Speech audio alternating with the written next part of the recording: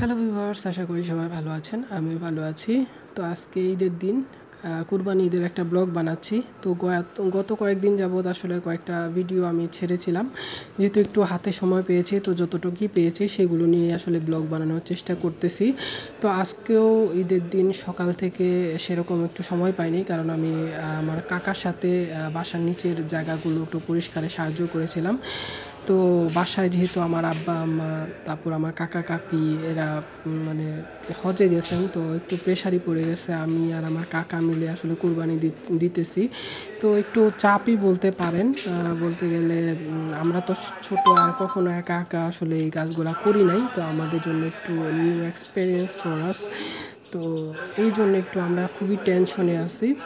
আর এই তো গরু সকালবেলা এই জায়গাটা পরিষ্কার করা হয়েছে, এই জায়গাতেই গরু রেখে দিয়েছিল, কারণ কয়দিন আগে বৃষ্টিতে বাসার চারপাশটা পুরোটাই কাদা কাদা হয়ে আছে। তো সকালে আমরা ছোট কাকির বাসায় খাওয়া দাওয়া করার পর এখন এই যে মসজিদে যাচ্ছি। আমাদের মাঠটা অর্ধেকটা পানির নিচে, তো এই জন্য আমরা এই তো এলাকারই মসজিদ আমাদের, তো এলাকার মসজিদেই আজকে ঈদের জামাত। আর এই জন্যই আমরা বাসায় চাচা, তারপরে চাচাতো ভাই, আমার ছোট ভাই সবাই মিলে আমরা আসলে যাতায়াত করতেছি, মানে যাচ্ছি ঈদের জামাত পড়ার জন্য। নামাজের নিয়ম পদ্ধতি বলা হচ্ছে, আমরা একটু মনোযোগ দিয়ে শুনি। যে ঈদের নামাজ আমরা নামাজের নিয়ম কানুনগুলো ভালো করে শুনে নিই। আরেকটি বিষয়, ঈদের নামাজ শেষ করার পর এটা আমরা একটু যাচ্ছি গোরস্থানের দিকে।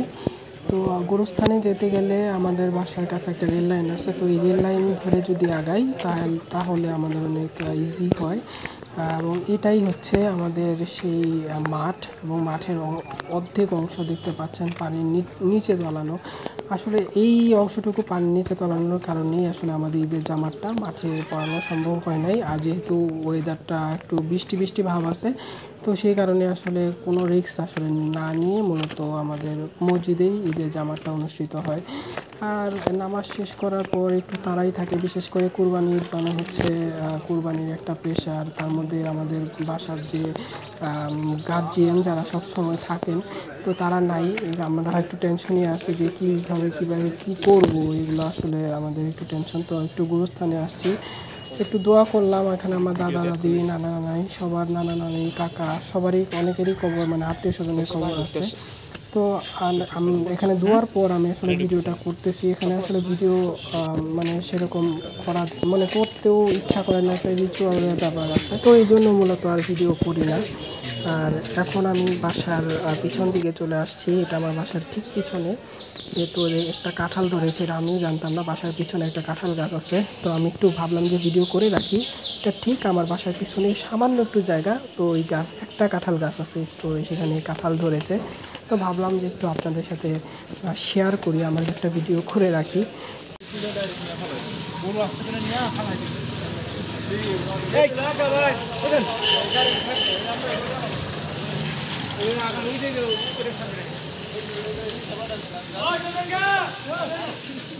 পানি দিক ওনারা পরিষ্কার করে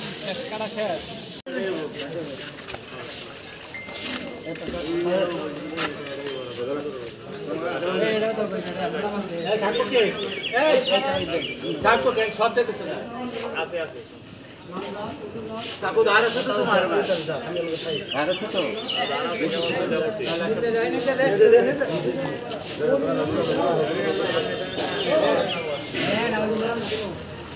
নরম গরম ধরতে হবে।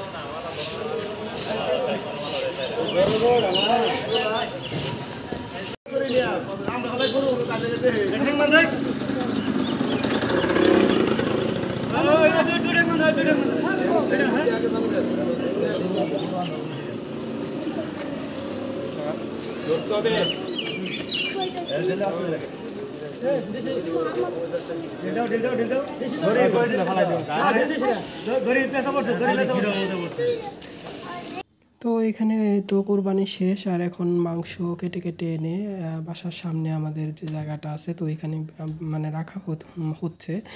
আর একটু টেনশনে ছিলাম, যদি আসলে বৃষ্টি হয় তাহলে এই এলাকাটা পানির নিচে চলে যায়, যার কারণে আসলে মানে একটু টেনশনই আমাদের।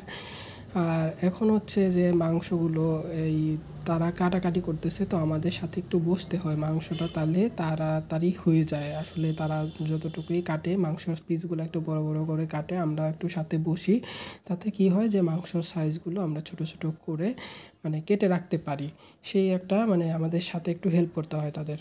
আর তারা বলেছিল যে 4 জন নিয়ে আসবে, তো নিয়ে আসছে 3 জন করে।